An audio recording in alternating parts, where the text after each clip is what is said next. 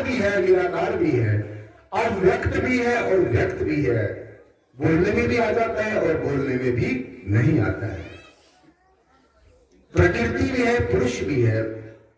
तो ये सारी की सारी बातें समझने में आएंगी। तो जितने भी मन की इच्छाएं हैं, ऐशनाएं हैं, तृष्णाएं हैं, भोग है, उपभोग है और इंद्रियों के जितने भी हमारे रसास्वादन है, जितने भी रसास्वादन है, स्वाद है, दुनिया के सुख लाभ है, ये सारे का सारा क्या है? ये मन का दायरा है। और आप ध्यान से सुनना, कई बच्चों को पीछे उठाइए प्लीज, पीछे इनको, एक बच्चों को पीछे रखो, पीछे चले जाओ, पीछे बैठिए, पहले तो बच्चों को पीछे जाओ बेटा, पीछे बैठो, वहीं पर बैठ जाइए, वहीं पर बैठ जाइए प्लीज, बैठ जाओ, बैठ जाओ, बैठ जाओ, बैठ जाओ, बैठ जाओ, बैठ जाओ। क्योंकि ये अध्यात्म की चर्चा ऐसी होती है, फिर अपनी रूह को ऊपर ले जाके फिर नीचे गिर जाती है, ये काल के दायरे में गिर जाती है। तो इसलिए शांति प्रिय ढंग से बैठ के श्रवण करना, भागवत कथा को शांति प्रिय ढंग से बैठकर सुनना, इस ज्ञान चर्चा को शांति प्रिय ढंग से बैठकर सुनना। भगवान जी ने कहा कि जो मुझे तत्व से जानता है, अब देखो, आप भगवान को तत्व से जानते हैं, आप परमेश्वर को तत्व से जानते हैं, आप परमात्मा को तत्व से जानते हैं, ये शर्त है, ये कंडीशन है परमेश्वर को मिलने की, परमेश्वर के साम्राज्य में प्रवेश करने की, दाखिल होने की, ये कंडीशन है, ये शर्त है। और वो कौन सी? जो मुझे तत्व से जानता है। परमेश्वर कहता है कि हे साधक, जो मुझे तत्व से जानता है, ऐसा जीव सिर्फ और सिर्फ मोक्ष और मुक्ति का अधिकारी है। अब आप ये समझ लो, ये तत्व से जानना क्या होता है, ये हमने मेरे ख्याल में आज तक सोचा ही नहीं होगा। ये क्या होता है तत्व से जानना? परमात्मा को तत्व से जानना क्या होता है? मानना एक अलग चीज है, मानते रहो आप, सपोज कर लो परमात्मा ऐसा है, सपोज कर लो परमात्मा ऐसा है, मान लो परमात्मा ऐसा है, मान लो परमात्मा से मेरे ये करने से खुश होगा, ये सब कुछ इंसान की बातें बनाई हुई, ये मेड मेड चीजें हैं, इंसान की बनाई हुई हैं, इनसे किसी से भी परमेश्वर की अनुभूति नहीं हो सकती। जितनी भी इनको इच्छाओं को, ऐशनाओं को, भोगों को भोगने वाला है, जितना भी दुनिया के स्वादों को चखने वाला है, जितना भी इन उपाधियों और उपलब्धियों की इच्छा करने वाला है, जितना भी अपने आप को श्रेष्ठ और दूसरों को नीचा दिखाने वाली जितनी प्रवृत्तियां हैं, समृद्धियां हैं, ये सारी की सारी किसकी है? ये जीव है। अब आप अंदाजा लगा लो कि हम इन चीजों से कितने परे गए, ये आपने खुद देखना है। हम लोगों का काम आपको सचेत करना है। अब आपने करना ना करना, ये आपकी ड्यूटी है, आपके ऊपर निर्भर करता है, आपको करना ही पड़ेगा। You have to do this job, you have to pass this examination, ये तो आपको पास करना ही पड़ेगा भाई, चाहे आप इस जन्म में करो, अदरवाइज फिर वही पिछले वाला चक्कर 84 का शुरू हो जाएगा।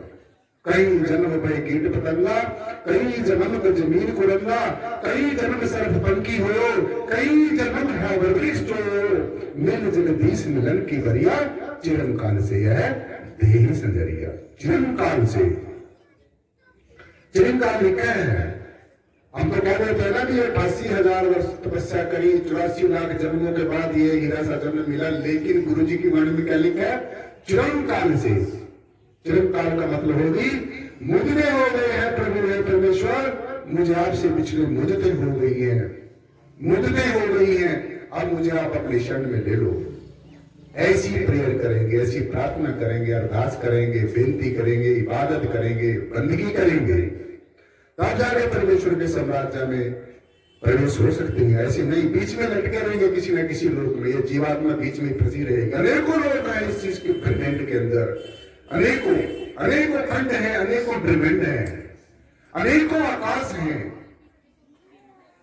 लाख आकाशा लाख पताला, ऐसे बता, अनेकों पताल हैं। हम तो एक पताल को भी नहीं जानते, लेकिन ऐसे अनेकों पताल हैं, अनेकों खंड हैं, अनेकों ब्रह्मांड हैं, और परमेश्वर इन सब का मालिक है, खंड ब्रह्मांडों का मालिक है। हमारा पिता हमारा परमेश्वर जिसके वो मांस और वंश है, साथ संगत जी, खंडों ब्रह्मांडों का मालिक है, शहनशाहों का शहनशाह है, शाहों का शहनशाह है, राजाओं का महाराजा है, जिसके आप अंश और वंश हो। और अगर हमारा पिता इतना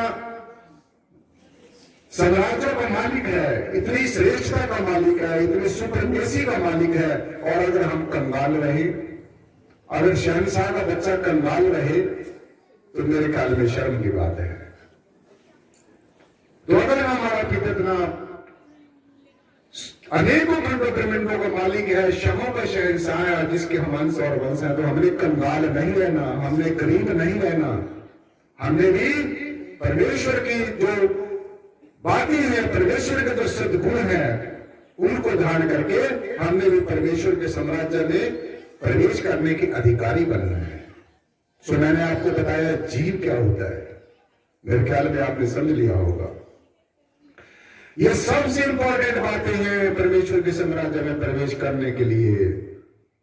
जब हम होते तब तुम नहीं, अब तुम है हम नहीं। जी हे प्रभु, हे परमेश्वर, हे परम निर्गुणाकार सर्वाधार विश्वाधार परम तत्व, जब तक मैं अपने आप को सोच रहा था कि मैं हूं, तब तक तू नहीं था।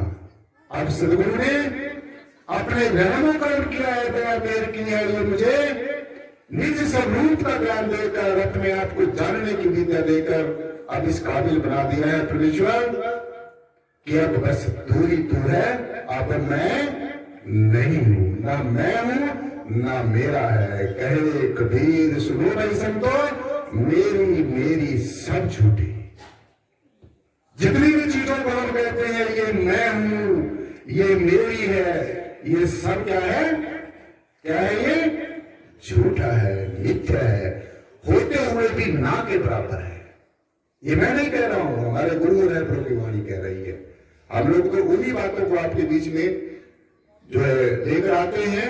हमको नई बात सुनाने के लिए नहीं आते, अपने गुरु रहबरों की जो वाणी है, क्योंकि वाणी गुरु गुरु है वाणी, बीच वाणी अमृत सारे, जितने भी अमृत मिलेंगे वो सदगुरुओं की वाणी में मिलेंगे। लेकिन मैंने पिछली क्लास में भी आपको बताया था, पिछले सत्संग में भी बताया था कि वाणी क्या है। ये जो हम वाणी ग्रंथों, शास्त्रों, उपनिषदों, पुराणों में पढ़ते हैं, इससे एक और अलग वाणी है जो हमारे अंतर में नित्य प्रति हो रही है, हिलोरे दे रही है, जो शब्द गुण है, जो अनहद शब्द है। इसी को सुनना, इसी को ध्यान में बैठकर सुनना सबसे वास्तविक भक्ति है। तो ये मैंने आपको सारा जो बताया है, ये जीव का दायरा है, ये मन का दायरा है, ये माया का दायरा है, ये त्रिगुणात्मक माया का दायरा है, ये रजोगुण, सतोगुण और तमोगुण की माया का दायरा है। तीन तरह की जो माया है, ये पैसा माया नहीं है जिसमें जीव फंसा हुआ है, जिसके पीछे कत्ल हो जाते हैं।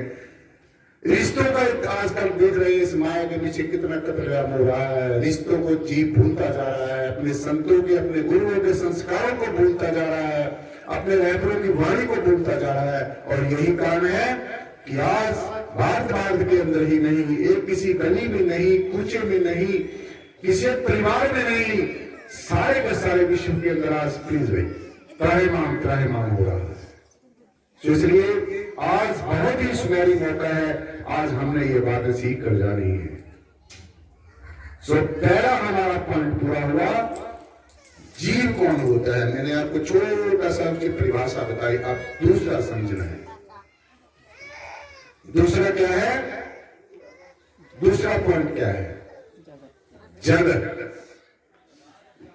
दूसरा है जगत। अब जगत समझो क्या है, जिसमें हम लोग आके बैठे हैं, जिसमें परमेश्वर ने हमने भेज दिया है। जो संसार में 84 लाख जन्मों से इसमें हम भटक रहे हैं, जीवात्मा भटक रही है, भटकत भटकत मानुष तन पाया। भटकती रही है जीवात्मा, भटकती रही। और क्या हुआ? इसके साथ में, जीवात्मा के साथ में, पहले इसको एक तत्व का शरीर मिला। ध्यान से सुनना है, ये आपकी जीवात्मा, सब हमारे शरीरों में जो जीवात्मा है, ये सारी की सारी स्टडी पास करके आई हुई है, सारे के सारे पेपर पास करके आई हुई है। अब ये लास्ट एग्जाम है इसका, ये एक मर्सी चांस इसको मिला हुआ है, मर्सी चांस। इसी में कहते हैं कि सदगुरु की दया मांगनी है।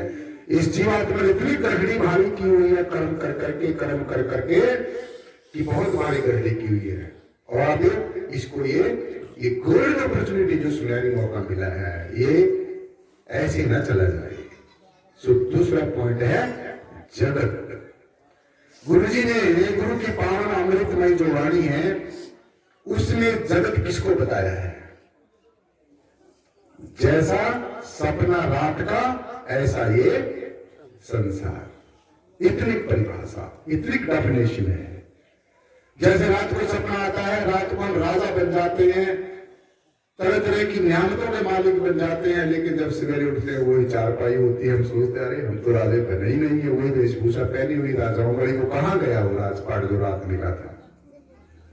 तो इससे सिद्ध हो जाता है कि संसार की जितनी भी उपाधियां हैं, उपलब्धियां हैं, जो भी हमने संसार में आके इकट्ठा किया है, ये एक सपने के बराबर है।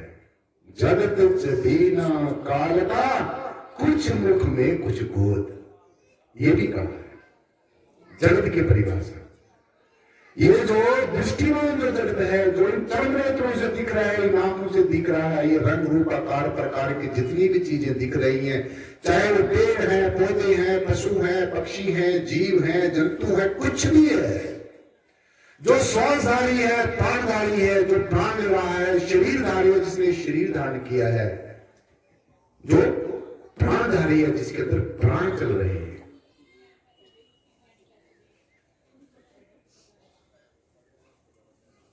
ये सारे का सारा जो मैंने आपको अर्ज किया है, ये सारा संसार है, ये सारा संसार है, ये सारे का सारा जगत है। और एक परिभाषा और आपको बताऊं जो हमारे शास्त्रों में कही गई है, ग्रंथों में कही गई, उपनिषदों में कही गई, महापुराणों में कही गई है, वो कही गई है सै संसरति सा संसारा। जो सरकता है, देखो जो सरकता है, जो जन्मता है, जो मरता है, जो अपना प्रभाव बदलता है, जो अपना स्वभाव बदलता है, जो नित्य प्रति परिवर्तनशील है, जो बदल ही रहा है, ये सारे का सारा क्या है? संसार है, जगत है। और क्या बताया? जगत च बिना काल का। अब ये भी ध्यान से सुनना है, ये जहां पर हम लोग बैठे हैं, जहां पर हम लोग बैठे हैं साथ संगत जी,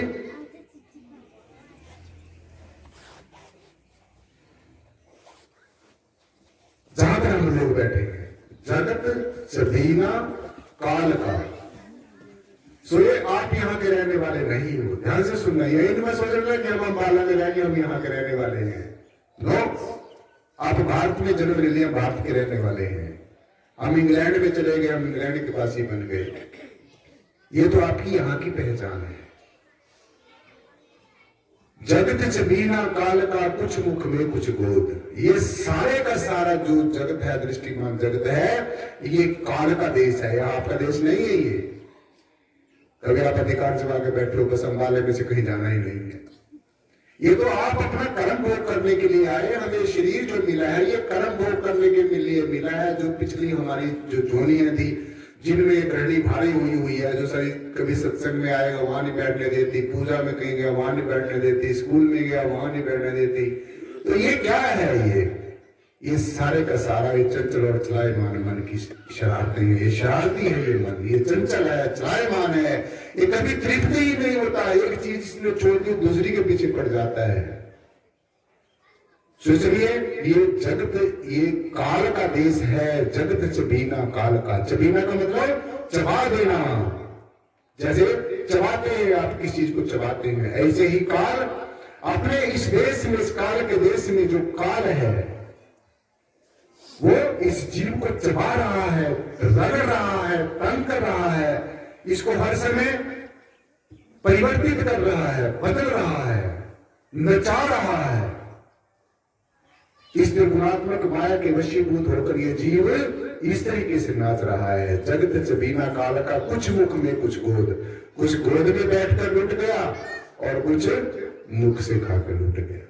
होता है ना ऐसा? ऐसा ही होता है। आज समझो इस बात को।